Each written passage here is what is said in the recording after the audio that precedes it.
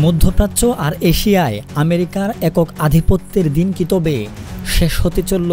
Donald Trump যখন মিত্রদের নিয়ে নতুন নতুন ফাঁদ পাচ্ছেন, ঠিক তখনই সেই কূটচাল চুরমার করে দেওয়ার জন্য হুঁশিয়ারি দিয়েছে ইরান ও উত্তর কোরিয়ার প্রেসিডেন্ট কিম জং উন। চীনের মাটিতে বসছে সাংহাই সহযোগিতা সংস্থার শীর্ষ সম্মেলন, যা হয়ে উঠছে আমেরিকার বিরুদ্ধে এক নতুন শক্তি প্রদর্শনের মঞ্চ। সম্মেলনে যোগ দেওয়ার আগেই ইরানের নতুন প্রেসিডেন্ট মাসুদ পেজেশকিয়ান হুঙ্কার দিয়ে বলেছেন, এই সম্মেলন যুক্তরাষ্ট্রের একতরফা নীতির মোকাবেলার এক বিরাট সুযোগ বয়ে আনবে।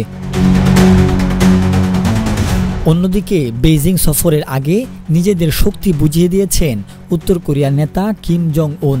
তিনি পরিদর্শন করেছেন দেশের মিসাইল কারখানা এবং ঘোষণা দিয়েছেন ক্ষেপণাস্ত্র উৎপাদন দ্বিগুণ বাড়ানোর জন্য।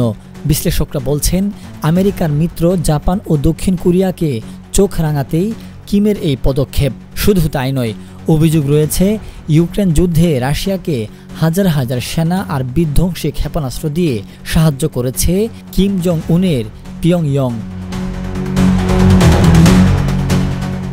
বিশ্লেষকদের মতে এই সব কিছুই এক সূত্রে গাথা।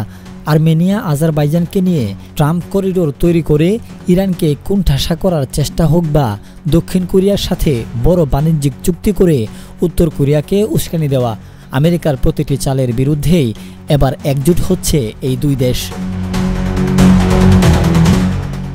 চীনের মাঠে পুতিনকে পাশে নিয়ে কিম আর পেজেশকিয়ানের এই নতুন জোট কি তবে আমেরিকার একক আধিপত্যের অবসান ঘটাতে চলছে? এই প্রশ্ন এখন বিশ্ব রাজনীতির সবচেয়ে বড় আলোচনার বিষয়।